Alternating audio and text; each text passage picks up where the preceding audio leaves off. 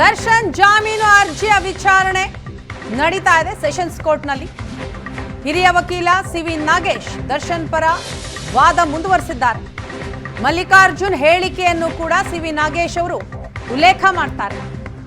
ಪೊಲೀಸರು ಮಲ್ಲಿಕಾರ್ಜುನ್ ಹೇಳಿಕೆಯನ್ನು ಕೂಡ ದಾಖಲಿಸಿದ್ದಾರೆ. ಜೂನ್ 8ರಂದು ಶೆಡ್ನಲ್ಲಿ ರೇಣುಕಾಸ್ವಾಮಿ ಕೊಲೆಯಾಗಿದೆ, ನನಗೆ ಮರುದಿನ ತಿಳಿಯಿತು ಅಂತ ಆತ ಹೇಳಿಕೆ ನೀಡಿದ್ದಾನೆ.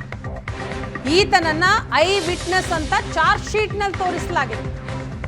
ಇದೇ ರೀತಿ ವಿಜಯ್ ಕುಮಾರ್ ಎಂಬಾತನಿಂದಲೂ ಕೂಡ ಹೇಳಿಕೆ ಪಡೆದಿದ್ದಾರೆ ಪೊಲೀಸರು. ಜೂನ್ 15ರಂದು ವಿಜಯ್ ಕುಮಾರ್ ಹೇಳಿಕೆ ದಾಖಲಾಗಿದೆ, ರೆಕಾರ್ಡ್ ಮಾಡಿದ್ದಾರೆ. ವಿಜಯ್ ಕುಮಾರ್ ಶೆಡ್ನಲ್ಲಿ 7-8 ವರ್ಷಗಳಿಂದ ಕೆಲಸ ಮಾಡ್ತಿದ್ದಾನೆ. ವಿಜಯ್ ಕುಮಾರ್ ಶೆಡ್ನಲ್ಲಿ ಕೆಲಸ ಮಾಡ್ತಾ ಇದ್ದಾನೆ 7-8 ವರ್ಷದಿಂದ. ಈತನಿಗೆ ಒಳಗೆ ಯಾವುದೇ ಕಾರನ್ನ ಬಿಡದಂತೆ ವಿನಯ್ ಹೇಳಿದ, ಬಿಟ್ರೆ ಒದೆ ಬೀಳತ್ತೆ ಅಂತಲೂ ಕೂಡ ವಿನಯ್ ಹೇಳಿದ್ನಂತೆ. ಆತ ಕೆಲಸ ಮುಗಿಸಿ ಸಂಜೆ 6 ಗಂಟೆಗೆ ಹೋಗಿದ್ದಾನಂತೆ. ಈತನಿಗೆ ನ್ಯೂಸ್ ನೋಡಿ ದರ್ಶನ್ ಕೊಲೆ ಮಾಡಿದ್ದಾಗಿ ತಿಳಿಯಿತಂತೆ. ಜೂನ್ 11ರಂದು ನ್ಯೂಸ್ ನೋಡಿ ಕೊಲೆ ಮಾಡಿದ್ದಾಗಿ ತಿಳಿಯಿತು ಅಂತ ಹೇಳಿದ್ದಾನೆ. ಇವರನ್ನೂ ಪ್ರತ್ಯಕ್ಷದರ್ಶಿ ಅಂತ ಪೊಲೀಸರು ತೋರಿಸಿದ್ದಾರೆ. ಪೊಲೀಸರ ಕಾರ್ಯವೈಖರಿಯನ್ನ ಇಲ್ಲಿ ಸಿವಿ ನಾಗೇಶ್ ಅವರು ಪ್ರಶ್ನೆ ಮಾಡ್ತಾ ಇದ್ದಾರೆ. ಚಾರ್ಜ್ ಶೀಟ್ ನಲ್ಲಿರುವಂತಹ ಲೋಪಗಳನ್ನ ಹುಡುಕಿ ಅದರ ಬಗ್ಗೆನೇ ಸಿವಿ ನಾಗೇಶ್ ಅವರು ವಾದ ಮಾಡ್ತಾ ಇರೋದು. ಮಲ್ಲಿಕಾರ್ಜುನ್ ಹೇಳಿಕೆಯನ್ನ ಇಲ್ಲಿ ಉಲ್ಲೇಖಿಸ್ತಾ, ಜೂನ್ 8ರಂದು ಶೆಡ್ನಲ್ಲಿ ರೇಣುಕಾಸ್ವಾಮಿ ಕೊಲೆಯಾಗಿರುತ್ತೆ. ಮಲ್ಲಿಕಾರ್ಜುನ್ ಹೇಳಿಕೆಯನ್ನ ಪೊಲೀಸರು ದಾಖಲಿಸಿದ್ದಾರೆ. ಆತ ಹೇಳಿರೋದು ಮರುದಿನ ರೇಣುಕಾಸ್ವಾಮಿ ಮರ್ಡರ್ ಆಗಿದೆ ಅನ್ನೋದರ ಬಗ್ಗೆ ನನಗೆ ವಿಷಯ ತಿಳಿಯಿತು ಅಂತ.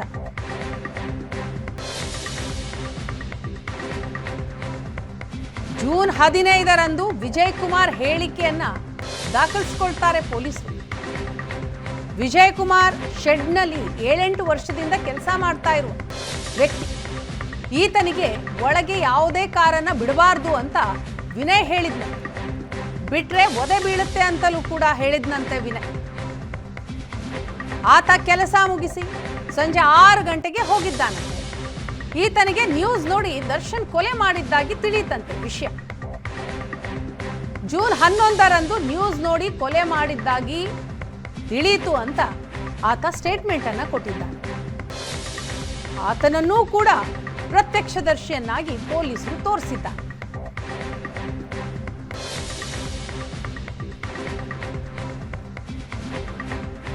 ಪೊಲೀಸರ ಕಾರ್ಯವೈಖರಿಯನ್ನ ಪ್ರಶ್ನೆ ಮಾಡ್ತಾ ತನಿಖೆಯಲ್ಲಿ ನಿಯಮನೇ ಪಾಲಿಸಿಲ್ಲ ಅಂತ ವಾದಿಸುತ್ತಿದ್ದಾರೆ ಸಿವಿ ನಾಗೇಶ್ ಅವರು.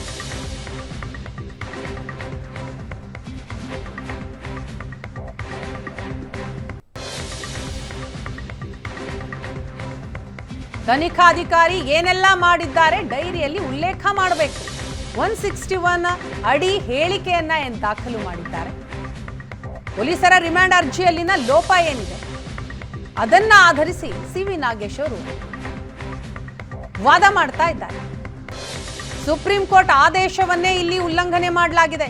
ತನಿಖಾಧಿಕಾರಿಗಳ ಲೋಪ ಪ್ರಸ್ತಾಪ ಮಾಡ್ತಿದ್ದಾರೆ ಸಿವಿ ನಾಗೇಶ್. 161 ಅಡಿ ಹೇಳಿಕೆ ದಾಖಲಿಸಿದಾಗ ಕೇಸ್ ಡೈರಿಯಲ್ಲಿ ಅದನ್ನ ಉಲ್ಲೇಖ ಮಾಡಬೇಕು. ಆದ್ರೆ ಇಲ್ಲಿ ಎಲ್ಲ ನಿಯಮವನ್ನ ಉಲ್ಲಂಘನೆ ಮಾಡಿದ್ದಾರೆ, ನಿಯಮನೇ ಪಾಲಿಸಿಲ್ಲ. ಕೇಸ್ ಡೈರಿಯಲ್ಲಿ 161 ಹೇಳಿಕೆ ಏನು ದಾಖಲಾಗಿದೆ ಅದರ ಬಗ್ಗೆ ಉಲ್ಲೇಖ ಮಾಡಬೇಕು, ಪ್ರಸ್ತಾಪ ಮಾಡಬೇಕು. ಅದು ಯಾವುದು ಕೂಡ ಆಗಿಲ್ಲ. ಸುಪ್ರೀಂ ಕೋರ್ಟ್ ಆದೇಶವನ್ನೇ ಉಲ್ಲಂಘನೆ ಮಾಡಲಾಗಿದೆ ಈ ಕೇಸ್ನಲ್ಲಿ ಅಂತ ಸಿವಿ ನಾಗೇಶ್ ಅವರು ವಾದ ಮಂಡಿಸುತ್ತಿದ್ದಾರೆ. ಮಲ್ಲಿಕಾರ್ಜುನ್ ಹೇಳಿಕೆಯನ್ನು ಕೂಡ ಪ್ರಸ್ತಾಪ ಮಾಡಿ ಏನೆಲ್ಲ ಲೋಪ ಆಯಿತು ಅನ್ನೋದರ ಬಗ್ಗೆ ವಾದ ಮಂಡಿಸಿದ್ದಾರೆ ಸಿವಿ ನಾಗೇಶ್ ಅವರು. ಇದರ ಜೊತೆಗೆ ಮತ್ತೋರ್ವ ಪ್ರತ್ಯಕ್ಷದರ್ಶಿ ಅಂತ ಪೊಲೀಸರೇನು ಹೇಳಿಕೆಯನ್ನ ಪಡೆದುಕೊಂಡು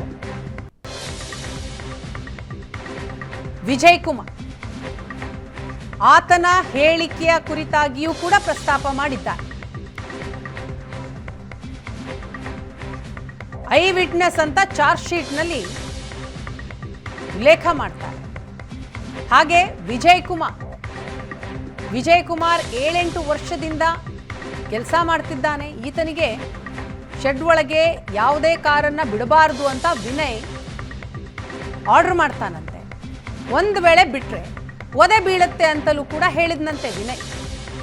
ಆತ ಕೆಲಸ ಮುಗಿಸಿ ಸಂಜೆ 6 ಗಂಟೆಗೆ ಮನೆಗೆ ಹೋಗಿದ್ದಾನೆ. ಆದರೆ ಈತನಿಗೆ ಅಲ್ಲಿ ಏನಾಯ್ತು ಅನ್ನೋದರ ಬಗ್ಗೆ ವಿಷಯನೇ ಗೊತ್ತಿಲ್ಲ. ನ್ಯೂಸ್ ನೋಡಿ ದರ್ಶನ್ ಕೊಲೆ ಮಾಡಿದ್ದಾಗಿ ವಿಷಯ ತಿಳಿತಂತೆ. ಜೂನ್ 11ರಂದು ನ್ಯೂಸ್ ನೋಡಿ ಕೊಲೆ ಮಾಡಿದ್ದಾಗಿ ತಿಳಿಯಿತು ಅಂತ ವಿಜಯ್ ಕುಮಾರ್ ಹೇಳಿದ್ದ. ಆತನನ್ನೂ ಕೂಡ ಈ ಕೇಸ್ನಲ್ಲಿ ಪ್ರತ್ಯಕ್ಷದರ್ಶಿ ಅಂತ ಪೊಲೀಸರು ತೋರಿಸಿದ್ದಾರೆ ಅಂತ ಹಿರಿಯ ವಕೀಲ ಸಿ.ವಿ. ನಾಗೇಶ್ ಅವರು ವಾದ ಮಂಡಿಸಿದ್ದಾರೆ.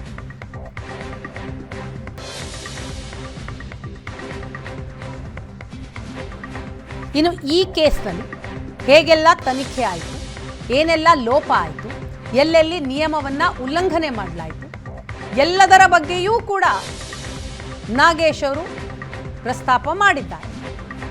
ತನಿಖಾಧಿಕಾರಿ ಎಲ್ಲವನ್ನು ಕೇಸ್ ಡೈರಿಯಲ್ಲಿ ಬರೆದಿಡಬೇಕು, ಆದರೆ ಅದನ್ನ ಬರೆದಿಲ್ಲ ಅಂತ ಸಿ.ವಿ. ನಾಗೇಶ್ ಅವರು ಹೇಳ್ತಾರೆ. ತನಿಖಾಧಿಕಾರಿಗಳ ಲೋಪ ಪ್ರಸ್ತಾಪ ಮಾಡಿ ವಾದ ಮಂಡಿಸಿದ್ದಾರೆ. 161 ಅಡಿ ಹೇಳಿಕೆ ದಾಖಲಿಸಿದಾಗ ಕೇಸ್ ಡೈರಿಯಲ್ಲಿ ಉಲ್ಲೇಖಿಸಬೇಕು.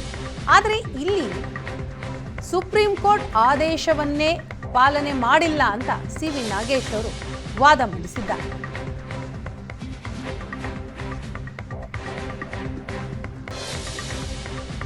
ದರ್ಶನ್ ಫೋನ್ ಹಿಸ್ಟ್ರಿಯ ಬಗ್ಗೆ ಪ್ರಸ್ತಾಪ ಮಾಡ್ತಾರೆ. ಯಾರ್ಯಾರಿಗೆ ಅವರು ಫೋನ್ ಮಾಡಿದ್ರು ಅನ್ನೋದರ ಬಗ್ಗೆ ಚಾರ್ಜ್ ಶೀಟ್ನಲ್ಲಿ ಉಲ್ಲೇಖ ಇದೆಯೋ ಅದರ ಬಗ್ಗೆ ಪ್ರಸ್ತಾಪ ಮಾಡ್ತಾ, ಹಲವು ವರ್ಷಗಳಿಂದ ಸ್ನೇಹಿತರು, ಕೆಲಸದವರು ಅವ್ರ ಜೊತೆ ಫೋನ್ನಲ್ಲಿ ಮಾತನಾಡ್ತಾರೆ ದರ್ಶನ್. ಹೀಗಿರುವಾಗ ಆವತ್ತು ಫೋನ್ ಮಾಡಿದ್ರಲ್ಲಿ ಯಾವುದೇ ವಿಶೇಷತೆ ಇಲ್ಲ ಅಂತ ವಾದಿಸಿದ್ರು. ಇದರ ಜೊತೆಗೆ 161 ಹೇಳಿಕೆ ಯಾರೆಲ್ಲ ಕೊಟ್ಟಿದ್ದಾರೆ ಅವರ ಹೇಳಿಕೆಯನ್ನ ಕೂಡ ಪ್ರಸ್ತಾಪ ಮಾಡ್ತಾ ಎಲ್ಲೆಲ್ಲಿ ಏನೆಲ್ಲ ಲೋಪ ಇದೆ ಅನ್ನೋದನ್ನ ಹೇಳಿದ್ದಾರೆ ಸಿ.ವಿ. ನಾಗೇಶ್ ತಮ್ಮ ವಾದದಲ್ಲಿ. ಹಾಗೆ ಪ್ರತ್ಯಕ್ಷದರ್ಶಿಗಳ ಹೇಳಿಕೆಯನ್ನು ಕೂಡ ಪ್ರಸ್ತಾಪ ಮಾಡ್ತಿದ್ದಾರೆ. ಇದರ ಜೊತೆಗೆ ಸ್ಟೋನಿ ಬ್ರೂಕ್ ಹೋಟೆಲ್ನಲ್ಲಿ ರೇಣುಕಾಸ್ವಾಮಿ ಮರ್ಡರ್ ಬಗ್ಗೆ ಪ್ಲಾನ್ ಆಗಿತ್ತು ಅಂತ ಏನು ಪೊಲೀಸರು ಉಲ್ಲೇಖ ಮಾಡಿದ್ರು, ಪ್ಲಾನ್ ಆಗಿಲ್ಲ ಅಂತ ವಾದಿಸಿದ್ರು. ಯಾಕಂತಂದ್ರೆ ಚಿಕ್ಕಣ್ಣ ಆಗಿರ್ಬೋದು, ಚೇತನ್ ಆಗಿರ್ಬೋದು, ಇವರನ್ನೆಲ್ಲ ದರ್ಶನ್ ಊಟಕ್ಕೆ ಕರೆದಿದ್ರು. ಇವರೆಲ್ಲ 161 ಹೇಳಿಕೆಯನ್ನ ಕೊಟ್ಟಂತವ್ರು. ಊಟಕ್ಕೆ ಕರೆದಿದ್ರು, ಮಧ್ಯಾಹ್ನ ಎಲ್ಲರೂ ಸೇರಿ ಊಟ ಮಾಡಿದ್ದಾರೆ, ಸಿನಿಮಾ ಬಗ್ಗೆ ಮಾತನಾಡಿದ್ದಾರೆ, ಮಾತುಕತೆ ನಡೀತು. ಅದನ್ನ ಬಿಟ್ಟರೆ ಬೇರೆ ಯಾವುದೇ ಮಾತುಕತೆ ಅಲ್ಲಿ ಆಗಿಲ್ಲ. ಅದಾದ ನಂತರ 4 ಗಂಟೆಗೆ ಎಲ್ಲರೂ ಕೂಡ ಹೊರಟರು ಅಂತ ಸಿ.ವಿ. ನಾಗೇಶ್ ಅವರು ವಾದ ಮಂಡಿಸಿದ್ದಾರೆ. ಇನ್ನು ಪೊಲೀಸರ ರಿಮ್ಯಾಂಡ್ ಅರ್ಜಿಯಲ್ಲಿನ ಲೋಪ, ಅದರ ಬಗ್ಗೆಯೂ ಕೂಡ ವಾದ ಮಂಡಿಸಿದ್ದಾರೆ ಸಿ.ವಿ. ನಾಗೇಶ್. ತನಿಖಾಧಿಕಾರಿ ಏನೆಲ್ಲ ಮಾಡಿದ್ದಾರೆ ಅದೆಲ್ಲವನ್ನು ಕೂಡ ಡೈರಿಯಲ್ಲಿ ಉಲ್ಲೇಖಿಸಬೇಕು. ಹಾಗೆ 161 ಅಡಿ ಹೇಳಿಕೆ ದಾಖಲಿಸಿದಾಗ ಕೇಸ್ ಡೈರಿಯಲ್ಲಿ ಉಲ್ಲೇಖಿಸಬೇಕು. ಆದರೆ ಇಲ್ಲಿ ಸುಪ್ರೀಂ ಕೋರ್ಟ್ ಆದೇಶವನ್ನೇ ಪಾಲನೆ ಮಾಡಿಲ್ಲ, ಉಲ್ಲಂಘನೆ ಮಾಡಲಾಗಿದೆ. ಕೇಸ್ನ ಪ್ರಗತಿಯನ್ನ ಡೈರಿಯಲ್ಲಿ ಉಲ್ಲೇಖ ಮಾಡೋದು ಕಡ್ಡಾಯ. ಪೊಲೀಸರ ಕೇಸ್ ಡೈರಿಯನ್ನ ಕೋರ್ಟ್ಗೆ ಸಲ್ಲಿಕೆ ಮಾಡಬೇಕು. ಆದರೆ ಪೊಲೀಸರು ಕಾನೂನು ಉಲ್ಲಂಘನೆ ಮಾಡಿರುವ ಬಗ್ಗೆ ಮಾಹಿತಿ, ತನಿಖಾಧಿಕಾರಿಗಳ ಲೋಪ ಪ್ರಸ್ತಾಪ ಮಾಡ್ತಾ ಸಿ.ವಿ. ನಾಗೇಶ್ ಅವರು ವಾದವನ್ನ ಮುಂದುವರಿಸಿದ್ದಾರೆ. ನಿನ್ನೆಯೂ ಕೂಡ ಸುದೀರ್ಘವಾಗಿ ವಾದ ಮಾಡಿದಂತಹ ಸಿ.ವಿ. ನಾಗೇಶ್ ಅವರು ಸಮಯದ ಅಭಾವದಿಂದಾಗಿ ಮತ್ತೆ ಇವತ್ತು ವಿಚಾರಣೆಯನ್ನ ಮುಂದೂಡಲಾಗಿತ್ತು. ಇವತ್ತೂ ಕೂಡ ಸುದೀರ್ಘವಾಗಿ ಸಿ.ವಿ. ನಾಗೇಶ್ ಅವರಿಂದ ವಾದ ಮಂಡನೆ ಆಗ್ತಾ ಇದೆ. ಪೊಲೀಸರು ಸಲ್ಲಿಸಿದಂತಹ ಸಾವಿರಾರು ಪುಟಗಳ ಚಾರ್ಜ್ ಶೀಟ್, ಆ ಚಾರ್ಜ್ ಶೀಟ್ನಲ್ಲಿ ಏನೆಲ್ಲ ಲೋಪಗಳಾಗಿದೆ ಆ ಲೋಪವನ್ನ ಇಟ್ಕೊಂಡೆ ಅದರ ಆಧಾರದ ಮೇಲೆನೆ ದರ್ಶನ್ ಪರ ವಕೀಲ ಸಿ.ವಿ. ನಾಗೇಶ್ ಅವರು ವಾದ ಮಾಡ್ತಾ ಇದ್ದಾರೆ.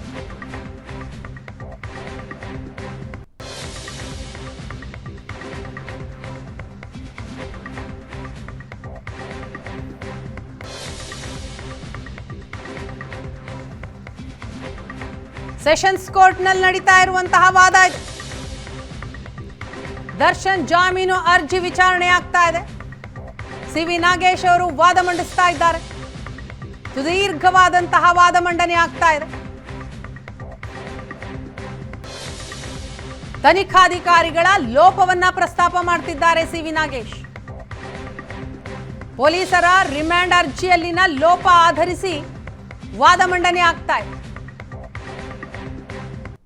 ತನಿಖಾಧಿಕಾರಿ ಏನೆಲ್ಲ ಮಾಡಿದ್ದಾರೆ, ತನಿಖೆ ಹೇಗಾಯ್ತು, ಹೇಗ್ ಸಾಕ್ತು ಅನ್ನೋದರ ಸಂಪೂರ್ಣ ಮಾಹಿತಿಯನ್ನ ಡೈರಿಯಲ್ಲಿ ಉಲ್ಲೇಖಿಸಲೇಬೇಕು. ಇನ್ನು 161 ಅಡಿ ಹೇಳಿಕೆ ದಾಖಲಿಸಿದಾಗ ಕೇಸ್ ಡೈರಿಯಲ್ಲಿ ಉಲ್ಲೇಖಿಸಬೇಕು. ಆದರೆ ಇಲ್ಲಿ ಸುಪ್ರೀಂ ಕೋರ್ಟ್ ಆದೇಶವನ್ನೇ ಉಲ್ಲಂಘನೆ ಮಾಡಲಾಗಿದೆ. ಕೇಸ್ನ ಪ್ರಗತಿಯನ್ನ ಡೈರಿಯಲ್ಲಿ ಉಲ್ಲೇಖ ಮಾಡೋದು ಕಡ್ಡಾಯ. ಪೊಲೀಸರ ಕೇಸ್ ಡೈರಿಯನ್ನ ಕೋರ್ಟ್ಗೆ ಸಲ್ಲಿಕೆ ಮಾಡಬೇಕು.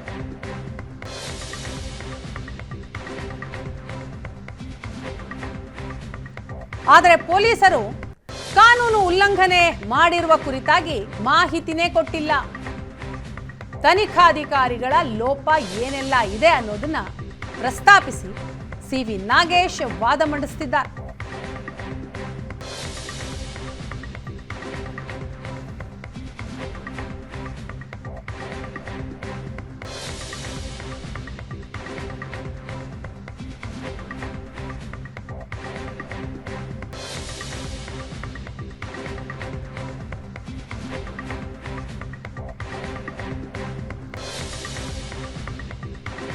ಮೂರನೇ ರಿಮ್ಯಾಂಡ್ ಅರ್ಜಿಯಲ್ಲಿ ಪ್ರತ್ಯಕ್ಷದರ್ಶಿಗಳ ಹೇಳಿಕೆಯ ಬಗ್ಗೆ ಉಲ್ಲೇಖ ಇದೆ.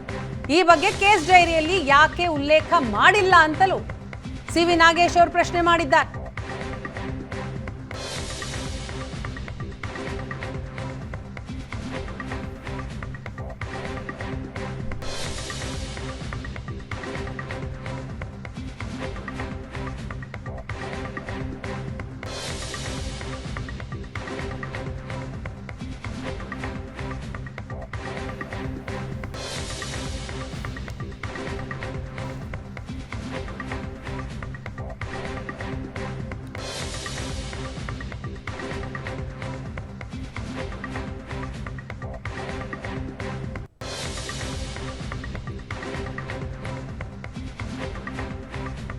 ರೇಣುಕಾ ಸ್ವಾಮಿ ಮರ್ಡರ್ ಕೇಸ್ನಲ್ಲಿ ದರ್ಶನ್ ಜಾಮೀನು ಅರ್ಜಿ ವಿಚಾರಣೆ ಆಗ್ತಾ ಇದೆ. ದರ್ಶನ್ ಪರವಾಗಿ ಹಿರಿಯ ವಕೀಲ ಸಿವಿ ನಾಗೇಶ್ ಅವರು ಸುದೀರ್ಘವಾಗಿ ವಾದ ಮಂಡಿಸ್ತಾ ಇದ್ದಾರೆ. ಇದೇ ವಿಚಾರಕ್ಕೆ ಸಂಬಂಧಪಟ್ಟ ಹಾಗೆ ಮಾಹಿತಿಯನ್ನ ಕೊಡ್ತಾರೆ ನಮ್ಮ ಪ್ರತಿನಿಧಿ ಕಿರಣ್. ಈಗ ನಮ್ಮ ಜೊತೆ ಇದ್ದಾರೆ. ಕಿರಣ್, ಸುದೀರ್ಘವಾದಂತಹ ವಾದ ಮಂಡನೆ ಆಗ್ತಾ ಇದೆ ಸಿವಿ ನಾಗೇಶ್ ಅವರಿಂದ. ಚಾರ್ಜ್ ಶೀಟ್ ಅಲ್ಲಿ ಇರುವಂತಹ ಪ್ರತಿಯೊಂದು ಲೋಪವನ್ನು ಕೂಡ ಅವರು ಇಲ್ಲಿ ಪ್ರಸ್ತಾಪ ಮಾಡ್ತಾ ಇರೋ ಹಾಗೆ ಕಾಣಿಸ್ತಾ ಇದೆ. ಖಂಡಿತ ವಿನಾ, ಬೆಂಗಳೂರಿನ 57ನೇ CCH ನ್ಯಾಯಾಲಯದಲ್ಲಿ ದರ್ಶನ್ ವಿಚಾರಣೆ ಮುಂದುವರಿಸತಕ್ಕಂಥದ್ದು. ಕೇಸ್ನ ಪ್ರಗತಿಯ ಡೈರಿ ಬಗ್ಗೆ ಸಹ ಸಿವಿ ನಾಗೇಶ್ ಅವರು ಉಲ್ಲೇಖ ಮಾಡಿ ವಾದ ಮಾಡ್ತಾ ಇದ್ದಾರೆ. ಪೊಲೀಸರ ಕೇಸ್ ಡೈರಿಯನ್ನ ಕೋರ್ಟ್ಗೆ ಸಲ್ಲಿಕೆ ಮಾಡಬೇಕು, ಆದ್ರೆ ಪೊಲೀಸರು ಕಾನೂನನ್ನು ಉಲ್ಲಂಘನೆ ಮಾಡಿರೋದು ಮಾಹಿತಿ ಇರ್ತಕ್ಕಂಥದ್ದು. 15/6 ಮೂರನೇ ರಿಮೈಂಡ್ ಅರ್ಜಿಯನ್ನ ವಿಟ್ನೆಸ್ ಹೇಳಿಕೆಯನ್ನ ದಾಖಲು ಮಾಡ್ತಾರೆ. ಆದ್ರೆ ಅದನ್ನು ಸಹ ಸಲ್ಲಿಸಿಲ್ಲ. ಜೂನ್ 11ರಿಂದ 27ರವರೆಗೂ ತನಿಖಾಧಿಕಾರಿಗಳು ಸಾಕ್ಷಿಗಳ ಬಗ್ಗೆ ರಿಮೈಂಡ್ ಅರ್ಜಿಯಲ್ಲಿ ಮಾಹಿತಿ ನೀಡಿಲ್ಲ. ನರೇಂದ್ರ ಸಿಂಗ್ ಹೆಸರು ಹೊರತುಪಡಿಸಿ ಯಾವುದೇ ಸಾಕ್ಷಿಗಳ ಹೆಸರು ಉಲ್ಲೇಖಿಸಿಲ್ಲ. ಸಾಕ್ಷಿಗಳ ಭದ್ರತಾ ದೃಷ್ಟಿಯಿಂದ, ಗೌಪ್ಯತೆಯ ದೃಷ್ಟಿಯಿಂದ ಸಾಕ್ಷಿಗಳ ಹೆಸರನ್ನು ನಮೂದಿಸಿಲ್ಲ ಅಂತ ಹೇಳಿ ರಿಮೈಂಡ್ ಅರ್ಜಿಯಲ್ಲಿ ಉಲ್ಲೇಖ ಮಾಡಿರ್ತಕ್ಕಂಥದ್ದು. ಇದೆಲ್ಲ ಸಹ ಸಾಕಷ್ಟು ಲೂಪೋಲ್ಸ್ ಕಂಡು ಬರ್ತಾ ಇರ್ತಕ್ಕಂಥದ್ದು. ಪೊಲೀಸರ ರಿಮೈಂಡ್ ಅರ್ಜಿಯಲ್ಲಿ ಲೋಪ ಆಧರಿಸಿ ತನಿಖಾಧಿಕಾರಿಗಳು ಏನೆಲ್ಲ ಮಾಡಲಾಗಿದೆ ಅನ್ನೋದ್ರ ಬಗ್ಗೆ ಸಹ ಡೈರಿಯಲ್ಲಿ ಸಹ ಉಲ್ಲೇಖ ಮಾಡಿದರೆ 161 ಅಡಿ ಹೇಳಿಕೆಯನ್ನ ದಾಖಲಿಸುವಾಗ ಕೇಸ್ ಡೈರಿಯನ್ನ ಉಲ್ಲೇಖ ಮಾಡಬೇಕಿತ್ತು. ಆದ್ರೆ ಸುಪ್ರೀಂ ಕೋರ್ಟ್ ಆದೇಶವನ್ನ ಇಲ್ಲಿ ಉಲ್ಲಂಘನೆ ಮಾಡಲಾಗಿದೆ ಅಂತ ಹೇಳಿ ಸಿವಿ ನಾಗೇಶ್ ಅವರು ವಾದ ಮಾಡ್ತಾ ಇರ್ತಕ್ಕಂಥದ್ದು. ಇನ್ನು ಪ್ರತ್ಯಕ್ಷದರ್ಶಿಯಾಗಿರ್ತಕ್ಕಂಥ ಕಿರಣ್ ಏನಿದೆ 15ರಂದು ಹೇಳಿಕೆ ಪಡೆಯಲಾಗಿದೆ. ಮತ್ತೊಬ್ಬ ಪ್ರತ್ಯಕ್ಷದರ್ಶಿ ಹೇಳಿಕೆಯನ್ನ ಜೂನ್ 20ರಂದು ಪಡೆಯಲಾಗಿರ್ತಕ್ಕಂಥದ್ದು. ಯಾಕೆ ಇಷ್ಟು ತಡವಾಗಿ ಹೇಳಿಕೆಯನ್ನ ದಾಖಲಿಸಲಾಗಿದೆ ಅನ್ನೋ ಸಮಾವೇಶವನ್ನು ಸಹ ಚಾರ್ಜ್ ಶೀಟ್ ನಲ್ಲಿ ಕೊಟ್ಟಿಲ್ಲ ಅಂತ ಹೇಳಿ ವಾದ ಮಾಡ್ತಾ ಇರ್ತಕ್ಕಂಥದ್ದು. ಸಿವಿ ನಾಗೇಶ್ ಅವರ ವಾದವು ಸಹ ಇನ್ನೂ ಸಹ ಮುಂದುವರೆದಿರ್ತಕ್ಕಂಥದ್ದು. ಕಳೆದ ಪ್ರತ್ಯಕ್ಷದರ್ಶಿಗಳ ಹೇಳಿಕೆ ಆಧರಿಸಿ ವಾದ ಮಂಡನೆಯನ್ನ ಸಿವಿ ನಾಗೇಶ್ ಅವರು ಮಾಡ್ತಾ ಇದ್ದಾರೆ. ಸೆಕ್ಯೂರಿಟಿ ಗಾರ್ಡ್ ನರೇಂದ್ರ ಸಿಂಗ್ ಏನಿದ್ದಾನೆ 13/6 ಪೊಲೀಸರ ಮುಂದೆ ಹೇಳಿಕೆ ಜೂನ್ 8, 9 ಶೆಡ್ ನಲ್ಲಿ ಇದ್ದ, ಆದ್ರೂ ಸಹ ಯಾವುದೇ ರೀತಿ ಹೇಳಿಕೆ ದಾಖಲಿಸಿಲ್ಲ ಅಂತ ಹೇಳಿ ಈಗ ವಾದ ಮಾಡ್ತಾ ಇರ್ತಕ್ಕಂಥದ್ದು ಮೀನಾ. ಎಸ್ ಕಿರಣ್, ಇದ್ರ ಜೊತೆಗೆ ಸ್ಟೋನಿ ಬ್ರೂಕ್ ಹೋಟೆಲ್ನ ಕುರಿತಾಗಿಯೂ ಕೂಡ ಪ್ರಸ್ತಾಪ ಮಾಡ್ತಾರೆ. ಅಂದರೆ ಪೊಲೀಸರು ಹೇಳಿದಂತಹ ಪ್ರಕಾರ ಸ್ಟೋನಿ ಬ್ರೂಕ್ ಹೋಟೆಲ್ನಲ್ಲೇ ಸಂಪರ್ಕ ಕಡಿತಗೊಂಡಿದೆ. ಮತ್ತೆ ಕಿರಣ್ ಅವರನ್ನ ಸಂಪರ್ಕಿಸ್ತೀವಿ. ದರ್ಶನ್ ಜಾಮೀನು ಅರ್ಜಿ ವಿಚಾರಣೆ ಮುಂದುವರೆದಿದೆ. ಸಿ.ವಿ. ನಾಗೇಶ್ ಅವರು ಪ್ರಬಲವಾದಂತಹ ವಾದ ಮಂಡಿಸ್ತಾ ಇದ್ದಾರೆ.